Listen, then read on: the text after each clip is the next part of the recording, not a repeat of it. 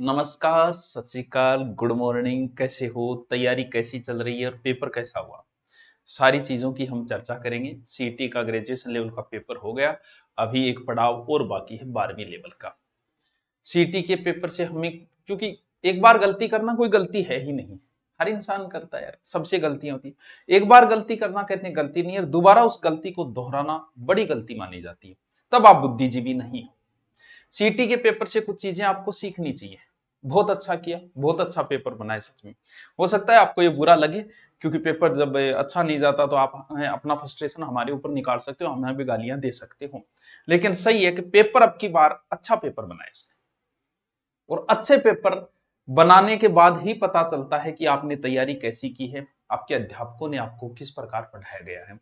अगर इस पेपर में नेगेटिव मार्किंग होती तो वत्स, मुझे लगता है कि 20% बच्चे भी पास नहीं होते अगर नेगेटिव मार्किंग। अच्छा हुआ कि नेगेटिव मार्किंग नहीं थी और थारो लगभग नाको लगाए थे 40% तक पहुंच गया। अब कुछ चीजें हमें यह सीखना जरूरी है कि क्या क्या सीखे सर, कि आगे के लिए हम क्या क्या ध्यान रखें। हर व्यक्ति तैयारी जो करता है वो 3 तरीका है तैयारी का। सबसे पहला है कि उसे पढ़ना है। पहला, पढ़ना है। क्या पढ़ना है? Full detail. अरे तो ओ होता रहे, क्योंकि सिस्टम थोड़ा चलाना कमा। सबसे पहले आप पढ़ते हो, फिर उसका जरूरी होता है अभ्यास। अभ्यास में क्या चीजें आती हैं? अभ्यास में आती हैं ऑब्जेक्टिव और रिवीजन। आदमी जब लास्ट धाम तक पहुंचता है तो कुछ काम करते हुए पहुंचता है। पहला काम है डिटेल से पढ़ना, यानी जिस प्रकार आप पढ़ रहे हो हमेशा टॉपिक को डिटेल से पढ़ो। जैसे आपको भौतिक प्रदेश चल रहा है, सबसे पहला काम है भौतिक प्रदेश के, आप कोचिंग में पढ़ रहे हो या मास्टर जी से पढ़ रहे हो या ऑनलाइन पढ़ रहे हो, वो आपकी इच्छा, जहां भी आप पढ़ रहे हो या यूट्यूब पे पढ़ रहे हो, उस टॉपिक को बड़े अच्छे से पढ़ा पहले, कंप्लीट पूरा। उसके बनाए नोट्स। एक गाइड आपके पास होनी चाहिए। अब मैं अब भी बोल रहा हूं, जिसे कम समय, क्योंकि कम समय हमारे पास टाइम कहाँ है, हम तो सोर्स देखने वाले लोग हैं। कम समय में जिसको सिलेक्शन चाहिए वो नई नई किताबों के पीछे मत भागना, वरना भागते ही रह जाओ। जितनी दाई बितना ही पेट पाड़ेगी। जब तक गांव में एक दाई, जब तक सही हो। जब जिया जिया दाई आई तो दाया नया नया काम चालू कर दिया, तो लगता है ओ काम शोर हो रहे है, ओ काम शोर हो रहे है, आ दाई शोर हो जामे। प्रोसेस से तो आपको गुजरना ही पड़ेगा। या फिर आप आसान प्रोसेस जो अपनाते हैं ऑपरेशन वाला, और उसके दुष्परिणाम आप खुद देख लो 20 साल बाद क्या परिणाम आएंगे इसके ऑपरेशन वाले से। तो एक प्रोसेस से गुजरना जरूरी है। एक गाइड ले आओ, सिलेक्शन कराना है तो एक गाइड से बाहर मैटर नहीं जाता। 5% से ज्यादा मैटर नहीं जाता ना गुरुजी। 5 चुकी एक रहे, 10% तो जाइए, ठीक है भाई 10% जाए। गुरुजी के वह 10% हो जिया, एक गाइड दोबारा 15% तो चले ही जाए, बिल्कुल चले हो जाए। मान ले तू 15% चला जाए, 15 नहीं यार, तू मान ले 20 चले लो। समझो इस चीज को, 20% भी चला जाता है, 5% तू भूल और गया, अच्छी तरीके से पढ़ा फिर भी भूल गया, तो भी बाकी बचे 75% तेरा सिलेक्शन फिर भी हो रहा है बस। लेकिन है ओ ई गाइड में या ई गाइड में भी है, अरे सब गाइडों में एक जैसा मैटर। जिस प्रकार हर मास्टर उतना ही करवा रहा है जितना और करवा रहे, जो प्रश्न नहीं आ रहे वो कहीं नहीं मिल रहे। मध्य रात्रि भाषण के नाम मुझे नहीं लगता कोई करवा पाया होगा। एकीकरण के 1-2 प्रश्न, इतने शानदार प्रश्न सर, ये तो गाइडों में है ही नहीं, बिल्कुल नहीं है, तो किसी गाइड में नहीं है। जो प्रश्न इस एग्जाम में आए, राजस्थान जीके के कुछ क्वेश्चन, वो किसी गाइड में नहीं है। फिर भले ही आपके पास कौन सी पड़ी हो, फिर आपको एक एकीकरण का आप स्पेशल पढ़ते हो, ओनली एकीकरण की बुक लाते हो, फिर वहां मिल सकता है। तो फिर उससे फर्क क्या पड़ रहा है? वो तो किसी को नहीं आ रहा। लेकिन जो ठीक ठाक क्वेश्चन है वो हम गलत है। अब जो इजी क्वेश्चन है यार वो सबको आ रहे हैं। राजस्थान की सबसे ऊंची चोटी, राज्य पक्षी कौन सा है, बालातल सभ्यता कहां है, बागड़ की मीरा, अरे किसे नहीं आ रहा है? किस गाइड में नहीं है ये? और किस अध्यापक ने नहीं करवाई? सबने करवाया भाई साहब ये। अब एक गाइड, अब भी बोल रहा हूं, एक गाइड में पढ़ना कैसे है? सबसे पहले आप भौतिक प्रदेश आपने पढ़ा, मुझसे पढ़ा, किसी और से पढ़ा। हमेशा नोट्स जो बनाओ व्हाइट बाइंडिंग रजिस्टर के अंदर ही बनाना, ताकि उसमें एक्स्ट्रा आप कुछ लिख सको। व्हाइट बाइंडिंग रजिस्टर ही रखना, स्कूल वाले रजिस्टर यूज मत करना, पहली बात तो ये। अब उसमें क्योंकि आप 20 पेज और भी जोड़ सकते हो। भौतिक प्रदेश अब आपने पढ़ा, एक टीचर से आपने पढ़ लिया, उसके बाद में पहले तो उस टीचर वाले ही पढ़ो क्योंकि वो जल्दी याद होंगे। उसके जैसे ही वो याद हुआ, अब आप आओ अपनी गाइड निकालो, जो भी आपके पास किताब है, गाइड है, उस गाइड में भौतिक प्रदेश पढ़ो। जैसे ही आप गाइड में पढ़े और कोई नई चीज आई जो आपके अध्यापक ने नहीं करवाई, आपका दिमाग तुरंत कह देगा कि यार अब बात तो गुरुजी कराई को नहीं। और ध्यान रखना, किसी को नहीं याद रहता, गुरुजी भी भूलेंगे, हम भी भूल जाते हैं चीज। कोई गाइड में नई बात ही बता दे, कोई 4 बात भूल भी जाए, ये कॉमन चीज है। अब जो चीज गाइड में आई, 4 बातें ऐसी आई जो आपके गुरुजी ने भौतिक प्रदेश में नहीं करा रखी थी, जहां वो आई है वहां उसको जोड़ दो। इससे बेहतरीन दुनिया की कोई नोट्स नहीं है। किसी पे भी भरोसा मत करना। इसके अलावा आपने गुरुजी से पढ़ा, कोचिंग में पढ़ा या जैसे भी पढ़ा, उसके बाद में आपके पास जो गाइड है उस गाइड से आप निकालो, वो निकाल के जो भी चीज बची है वो लिख दो। बस किसी गाइड के पीछे मत फिरना, फिर किसी अध्यापक से मत ना। ओ भौतिक प्रदेश हाँ गुरुजी करा दियो, अब बिल्लेगंज आगे पढ़ लियो, अब बिल्लेगंज, अरे तू बिल्लेगंज आगे पढ़ो, 7 घंटा वो भौतिक प्रदेश है, दूसरो मास्टर तने 7 घंटा और लगाओगे, और 7 घंटा के बाद में और 2 नई बात आओगी, अरे बोला ये 2 नई बात खातर फिर तू पासा 7 घंटा, फिर और नयो मास्टर बोले वो तो और ही जोर को करावे रे, इंग बिंग और पढ़े 7 घंटा, फिर भी कोई एक बात नहीं इतनी ला देगी। एक नई बात आपको दिख जाएगी, आपका दिमाग तुरंत कहेगा अरे नहीं आ गई, नई बात आ गई, लेकिन आपको ये नहीं दिख रहा उस 7 घंटा में उसने कई बातें गायब भी कर दी जो इसने बताई थी। बस यही गाइडों की हालत है, किसी गाइड में 2 बात कम है, किसी गाइड में 2। टीचर सब एक जैसा मैटर करवा रहे, बस करवाने का तरीका अलग अलग हो सकता है। हर टीचर का अपना एक अलग तरीका है। कोई आपको पीडीएफ से करवा रहा है, कोई सीधा पढ़ा रहा है आपको, कोई कहानियों से पढ़ा रहा है, कोई शायरी से बता रहा है। तो वो बात है, हर टीचर का अपना एक अलग तरीका अलग हो सकता है, मैटर सबके पास उतना ही है। किसी में एक लाइन कम है, किसी में एक लाइन ज्यादा है। जैसे इसमें आपने पेपर में देख लिया, उसके बाद जैसे आपने टॉपिक पढ़ा, भौतिक प्रदेश पढ़ते ही भौतिक प्रदेश के ऑब्जेक्टिव क्वेश्चन निकालो आज तक आए हुए, आज तक के आए हुए। और अध्यापक को चेक करने का सबसे अच्छा तरीका यही है। अध्यापक से कोई प्रश्न मत पूछो, क्या फायदा पूछने, वो कुछ ना कुछ बता ही देगा, कोई ताबे को नहीं, मास्टर ताबा ही थे की पूछ ली बोले सो भी बता देगा। तो आपको टीचर ने जैसे ही टॉपिक कराया, उसके बाद उस टॉपिक के आज तक के आईवी क्वेश्चन निकालो। अगर आईवी क्वेश्चन 90% आपके अध्यापक के टॉपिक में से है तो समझ लेना वो अच्छा अध्यापक है।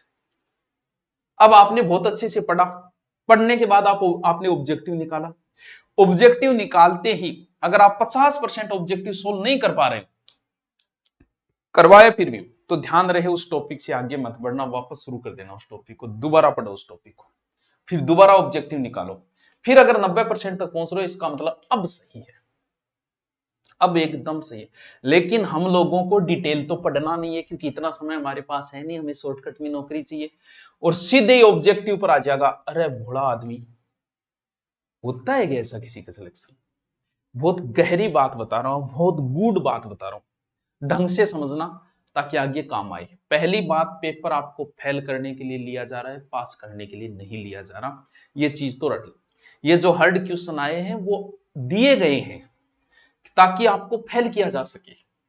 अब एक गहरी बात, हमारा जितना भी दिमाग है, साइकोलॉजी वालों को पता है, इस दिमाग का बच्चों 10% भाग होता है चेतन, एक्टिव, जो अब है। 90% होता है अचेतन, अचेतन मतलब अनएक्टिव। अब अगर मैं आपको कोई बात बताऊंगा, कोई भी नॉर्मल आपको बात बताऊंगा कि मानसिंह का जन्म 1550 में हुआ, ये बात मैंने आपको बताई, आपको ये लगा कि मेरे समझ में आ गई क्योंकि मैंने बोला मानसिंह का जन्म 1550 में हो। अब ध्यान रहे ये बात आपके समझ में नहीं आई है, ये बात आपके ओनली फॉर इस चेतन मन को ही याद हुई है, जो आपका ओनली फॉर 10% है। जो बच्चे सोचते हैं कि मैं सिर्फ ऑब्जेक्टिव पढ़ लूं और सिलेक्शन ले लूं, कभी नहीं हो सकता। कारण क्योंकि जो चीज आपको दिख रही है कि अब मेरे समझ में आ रही है, वो सिर्फ इस 10% को ही आ रही है। और कोई चीज तब तक स्थायी नहीं हो सकती जब तक वो बात यहां आके नहीं गिरेगी। कोई बात अगर यहां आके गिरने के लिए उस बात को कम से कम 8 से 10 बार पढ़ना पड़ेगा। अगर मानसिंह का जन्म आज पढ़ा आपने, आपके चेतन मन को याद रहा, जिसका अधिकतम कार्यकाल होता है दिन, 24 घंटे लगभग, यानी 24 घंटे याद में। अब अगर बहुत ज्यादा कचरा याद कर लिया तो 24 घंटे नहीं, 2 घंटे पर आ जाएगा। ये बात सिर्फ इतनी देर ही याद रहेगी, एक बार बताई हुई। बच्चा सोचता अल्लाह मेरे तो याद होगी, दूसरा में रिपीट क्यों बना, तेरे याद को नहीं, तेरे चेतन मन को याद हुआ है, जिसका अधिकतम समय ही 24 घंटे है। अब इस बात को यहां ले जाके गिरने के लिए आज मैंने बताया मानसी का जन्म 1550, कल मैं फिर बताऊंगा, परसों फिर बताऊंगा, ऐसे करके मैं आपको 15 से 20 बार बता दूंगा। उसके बाद अगर किसी ने कह दिया कि मानसिंह का जन्म जो है ना वो 1552 में हुआ, आप लड़ लोगे उससे। क्यों? क्योंकि वो बात आपने इतनी बार याद की, यहां जाके गिर गई। कैसे? पूरा खेल इसी का है। एक उदाहरण दो, बहुत से लोग आप में से नॉनवेज खाते हैं, ठीक, मीट वगैरह खाते, दारू भी पीते होंगे। नॉनवेज जो व्यक्ति खा रहा है उस व्यक्ति को उल्टी नहीं आ रही है और बड़ा चाव से खा रहा है, बड़ा प्रिय लग रहा है उसको। एक व्यक्ति ऐसा है कि जिसने नॉनवेज को देखा और देखते ही उसकी उल्टियां आ गई, उबाक शुरू हो गई। ऐसा क्यों हुआ भाई? इसमें आपका कुछ नहीं है। उस घर के बच्चे की उस घर में परवरिश ऐसी थी कि बचपन से उसे बताया गया कि मीट खाना गलत है। उसके परिवार में ऐसा क्लाइमेट मिला इसे कि बार बार उसने जन्म से लेके आज तक उसने इतनी बार सुना कि मीट खाना गलत है, और वो बात उसके यहां आके बैठ गई, यहां। और जो बात यहां आके बैठ गई उसे निकालना बड़ा मुश्किल है। इसलिए जो व्यक्ति मीट खाएगा वो धीरे धीरे खाना पड़ेगा उसे। पहले तरी पे आएगा, फिर लेग पीस पे आएगा, समय लगता है। जैसे हमारे परिवार में कहा गया दारू पीना गलत है, और पहले दिन जो पिएगा वो पी नहीं सकता। क्यों? क्योंकि उसका अचेतन मन उसे स्वीकार नहीं करता, उसे उल्टियां शुरू हो जाएगी। फिर उसे ठंडा, ठंडे से होते हुए बियर, बियर से होते हुए स्टैंडर्ड दारू, फिर लास्ट में डोला मारू। कोई पहले दिन ही डोला मारू फिर नहीं पूछ जाता है, पीटीओ बोलेंगे। क्यों? क्योंकि वो बात इतनी बार कही गई। मैं आपको आज कहता हूं कि टाबरो मीट खानो गलत है, थे को आप बिल्कुल गुरुजी गलत बात है, काल ही थे जाए खा लियो। क्यों? क्योंकि ये बात आपके इस मन ने स्वीकार की है जो आपका 10% है, उसने स्वीकार कर लिया, हाँ मीट खाना गलत है, ठीक है। लड़ाई करना गलत है, हाँ गुरुजी गलत है, और बार जाके लड़बरोगा थे। क्यों? क्योंकि आपने इसको बताया है। ये बात बार बार मैं बोलूंगा कि लड़ाई करना गलत है, कई दिनों तक बोलूंगा, तब वो बात यहां से उठ के यहां आके गिरेगी। जब कोई बात यहां आके गिरेगी तो ही बात स्थायी मानी जाती है, वरना वो स्थायी नहीं होती। आप ये सोच रहे हो कि मैं 10 घंटे को एक ज्योग्राफी को पूरा 10 घंटा को एक वीडियो देख कर मैं पेपर पास कर लूं? अरे यार की न समझा रहे हो तुम? होयोगी यहाँ इतो बड़ो विद्वान है तुम। क्योंकि 10 घंटे में आपका देखावा यही रहेगा, याद नहीं होगा। आपने ली होगी क्लासें, कितना याद आया? पेपर में याद करो, कौन सा पढ़ाया वहां याद आया? जो आपने डिटेल से पढ़ा था आपको वही याद रहा ना? आपको एक भी ऑब्जेक्टिव याद रहा कि मास्टर जी ऑब्जेक्टिव कराए यार हैं, वो जो कॉमन चीजें वही याद रही। अगर आपको 150 प्रश्नों का पेपर है, ठीक है, वो 150 प्रश्न मैं आपको 2 घंटे पहले दे दूं, 150 प्रश्न, और आपने कुछ नहीं पढ़ा, पहले का आपका कुछ नहीं पढ़ा हुआ है, और मैं कहूंगा कि 150 प्रश्न है भैया तेरा सिलेक्शन हो जाए और रट ले 2 घंटा उठे में। जैसे मैं आपको चाइना की हिस्ट्री के प्रश्न दे दूं और आपको मैं 20 प्रश्न दे दूं चाइना के इतिहास के, और 2 घंटे बाद का मैं पूछूं, आप 20 के 20 नहीं बता सकते। और जिस व्यक्ति ने चाइना का इतिहास, जैसे मेवाड़ का इतिहास जिसने पढ़ रखा है, उसको मैं 2 घंटे पहले 100 क्वेश्चन दे दूं, जिसने पहले से पढ़ रखा है, बोले ऐसा ही क्वेश्चन है मेवाड़ का इतिहास है, इतना ही आओगा, वो रट देगा उनको 2 घंटे में। क्यों? क्योंकि पढ़ा, पहले अगर पढ़ा है बच्चे तो ही ऑब्जेक्टिव याद रहेंगे। पहले अगर पढ़ा है तो ही तेरे काम की है वो 8 घंटा की संपूर्ण ज्योग्राफी, जैसे मैंने डाल रखी है संपूर्ण हिस्ट्री, वो उसी के काम की है जिसने पहले पढ़ रखा है। जो ये सोचता है कि सीईटी से 10 दिन पहले मैं एक्टिव हो जाऊं और 10-10 घंटे की मैराथन क्लास लेके मैं पेपर पास कर दूं, तो वत्स ऐसा नहीं होगा। ना पहले कभी हुआ है ना आगे कभी होगा। समझना तुझे है, बहुत डिटेल से पढ़ना पड़ेगा। ये 8 घंटे उसी के काम की है जिसने पूर्ण ज्योग्राफी पढ़ रखी है, और जिसने पढ़ रखी है वो फिर 8 घंटे नहीं लगाएगा। क्यों? क्योंकि वो अपने नोट्सों को 2 घंटे में पढ़ देगा। अगर आपके नोट्स जो है उनको आप बराबर रोज पढ़ते आ रहे हो, दिन में 5 से 10 बार, उन नोट्सों को आप एग्जाम समय से पहले 2 घंटे में उसको रिपीट मार दोगे, क्या कोई नया बंदा मार देगा उनको 2 घंटे में? नहीं मार सकता। ये आपके तभी काम की चीज है ऑब्जेक्टिव, जब आपने डिटेल पढ़ा है। अगर डिटेल नहीं पढ़ रखा वत्स तो इसका कोई लेना देना नहीं है। जब तक किसी चीज को अचेतन मन में नहीं डालोगे तब तक तुम सिलेक्शन की उम्मीद मत करना। बच्चे आके हमसे भी पूछते हैं सर आपने इतना कैसे याद किया। अरे भैया पता नहीं कितना पढ़ा तब जाके याद। आपको क्या लगता है एक बार देखते ही हमें याद हो गया? इसका मतलब तो हम तो बड़े ही दिव्य पुरुष है। कोनी में हर व्यक्ति ये सोचता है कि दिमाग मेरे जितना किसी के पास नहीं है। हर व्यक्ति सोचता है, आप भी सोच रहे हो। तभी आप 8 घंटे का एक पूरा संपूर्ण ज्योग्राफी वीडियो देखे सिलेक्शन की सोचते हो। इतनी सॉरी है कि नौकरी मुना, इतनी सॉरी है कोई तन्ने लागे बात अलग है। नेगेटिव मार्किंग होती तो तुझे पता चल जाता। इसीलिए आज ही बोल रहे हैं पहले डिटेल पढ़ो फिर ऑब्जेक्टिव पढ़ो, फिर मैराथन क्लास लो 8 घंटे 10 घंटे की, आपके काम आएगी। सीधे आप सोच रहे हो मुझे इंग्लिश नहीं आती, मुझे कोई 10 घंटे इंग्लिश बता दे कर जा पेपर दिया मैं पास कर दिया, नहीं कर सकता, मुझे पता है। मुझे हिस्ट्री आती है और मुझे कोई मैराथन क्लास मिल जाए 10 घंटे में रिपीट मार के चला जाऊं, एक भी पर्सन मेरा गलत नहीं हो सकता। क्यों? क्योंकि मेरा पहले से पढ़ा हुआ है। और मैं सोचूं कि 10 घंटे में मैं पूरा इतिहास रट के देख के एक बार में रट के चले जाऊं, इतना बड़ा विद्वान तो नहीं, मैं भी कौन, लेकिन थे बन जाओ। आपको ये लग रहा है, इसीलिए आज पढ़ो और फिर लास्ट में आप 8 घंटे 10 घंटे क्लास को देख लो किसी की भी, आपका काम बन जाएगा। करंट में आपने करंट कभी पढ़ा नहीं, सोच रहे हो 5 घंटे की वीडियो से मैं करंट के प्रश्न कर दूं सारे, किए तो नहीं। आपने अगर लास्ट 10 दिनों में आपके खुद के नोट्सों को छोड़ के किसी और का नया मैटर पढ़ा, आपकी एक भी याद नहीं हो। कोई एक आधा अटक गए, ऐसे 4 भूल भी गए होंगे। इसीलिए पहले डिटेल फुल, एक टीचर एक बुक्स, उसके बाद ऑब्जेक्टिव निकालो। जितना ऑब्जेक्टिव का अभ्यास करोगे सिलेक्शन के उतना ही नजदीक, लेकिन ऑब्जेक्टिव निकालना तभी जब आप उस चीज का डिटेल, जैसे बहुत सारे बच्चे यहाँ आते हैं कोर्स करके चले जाते हैं, फिर टेस्ट सीरीज कहीं जाके ज्वाइन करते हैं। कुछ ऐसे विद्वान है भारत के अंदर पाए जाते हैं, जगह जगह आपको मिल जाएंगे, जो ये सोचते हैं मैं सीधा ही टेस्ट सीरीज ज्वाइन करके सिलेक्शन ले लूं। ना ना ना ना, थोड़ा सा असंभव चीज है। पहले डिटेल पढ़ो फिर ऑब्जेक्टिव। जो पर्सन नहीं है वो पर्सन तो भाई किसी भी नोट्स में नहीं है, किसी भी गाइड में नहीं है, ढूंढो उनको, गूगल पे मिल जाए तो भी ठीक है। इसीलिए एक बुक में जो है वो पर्याप्त है सिलेक्शन। इसलिए ज्यादा मत भागो, थोड़ा बहुत सबक लो इनसे, पहले डिटेल अच्छे से पढ़ो। जैसे हमारी ज्योग्राफी पढ़ रही है, ज्योग्राफी 3 टॉपिक नहीं हुए थे, बाकी सारी मैंने करवा दी, वो 3 अब मैं करवा दूंगा। उनमें से जो क्वेश्चन आए हैं, अब मैं स्क्रीनशॉट तो देखो डालूंगा नहीं, क्योंकि इतनी कौन मेहनत करे, इतनी मेहनत करेगी मैं एक नया टॉपिक और तैयार कर लूंगा, तो वो तो मैं डालूंगा नहीं। लेकिन आप जिसने डिटेल से पढ़ी उसके आराम से जितने ज्योग्राफी क्वेश्चन आए, एक दो को मैं कह नहीं सकता, सारे उन नोट्सों में है। लेकिन अगर मैं ये सोचता कि मैं सिर्फ आपको ऑब्जेक्टिव दे दूं 15-20 हजार, उसमें से हो जाए तो देख लो आप क्या संभव था। ऑब्जेक्टिव आपके अभ्यास के लिए है, सिलेक्शन के लिए नहीं है। सिलेक्शन के लिए डिटेल ही रहेगा, पहले डिटेल ही पढ़ना, ऑब्जेक्टिव मत पढ़ना कभी। अब नई भर्ती की सूचना आ रही है, भर्तियां बड़ी आएगी। बड़ी भर्ती का मतलब मुख्यमंत्री जी ने कहा था हम बड़ी बड़ी भर्तियां निकालेंगे। बड़ी भर्ती उन्होंने, लोगों ने सोचा कि अरे सर मास्टर मुस्टर काटेगा, वह है बड़ी भर्ती मतलब जगह बड़ा लोग शामिल है, बड़ा लोग शामिल है, शायद बिया ले गया मैं, जी हाँ भी है। बड़ी भर्तियां आ रही है, एक तो आ रही है बच्चों 5,000 चालक की, ड्राइवर की, अच्छी पोस्ट है।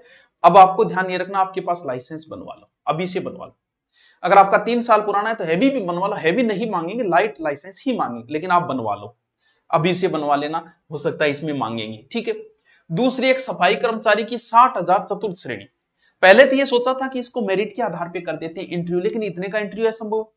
अब ये पेपर कराएगा अधीनस्थ बोर्ड, और दूसरी बात और मजे की बात, इसमें 10वीं पास है और अधीनस्थ बोर्ड कराएगा। अधीनस्थ बोर्ड वही है जिसने अभी पेपर लिया था, बहुत अच्छा, वही यही पेपर होना चाहिए, यही लेवल होना चाहिए, ताकि सबको अपना अपना औकात का पता चले।